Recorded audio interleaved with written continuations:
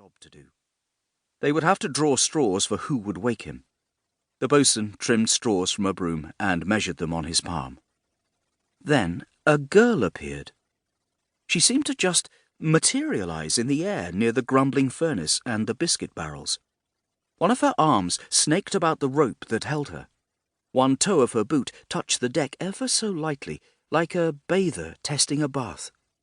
She was beautiful, but not garish like those harlots in the pub who sat on your lap if you bought them a drink.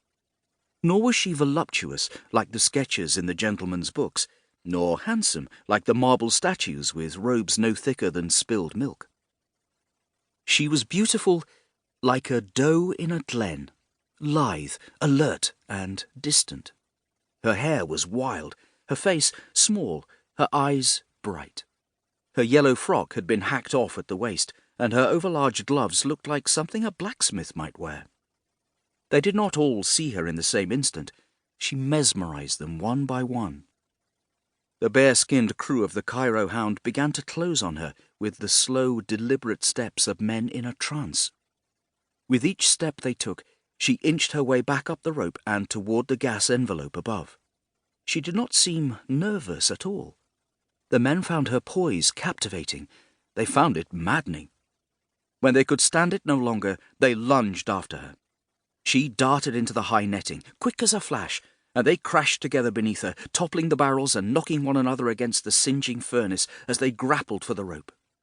As soon as one man began to climb, the others pulled him down. She tugged at her ears and stuck out her tongue. One crewman threw the water ladle at her. She nimbly caught it and threw it back at him.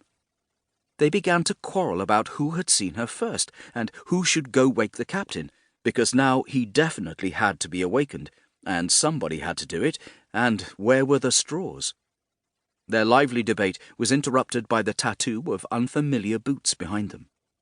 The crew of the Cairo Hound turned to discover they had been boarded.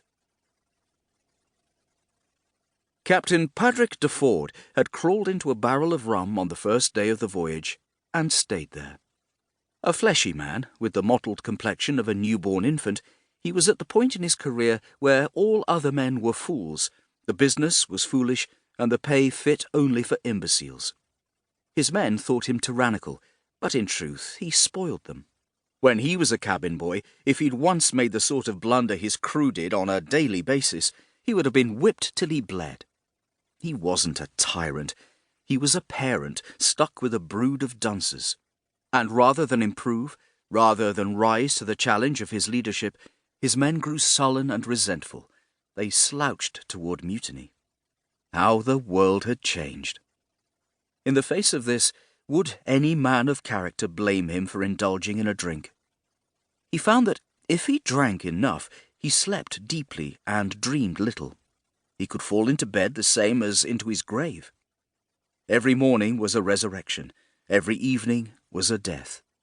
It was such a pretty thing to come and go into the dark as one pleased. This morning he was rudely roused from his grave by something like an anchor chain wrapping about his neck and wrenching him from his cot and out of the wonderful dark. Having long ago trained himself to nap with a pistol in hand, de Ford was quick to sight the figure behind the chain. He had just put his finger to the trigger when a thick arm knocked the barrel up, and the gun discharged into the cabin ceiling with an ear-splitting bang. Wood dust and smoke stung his eyes.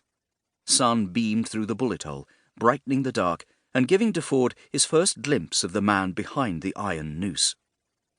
But it was not a man. It was a gargantuan woman, with short silver hair lying close to a square, stony face. He felt like he was looking up at an ox that was standing on its hind legs. Captain de Ford gave the Amazon a speculative kick, and in return she picked him up by his arms and thumped him twice against the ceiling.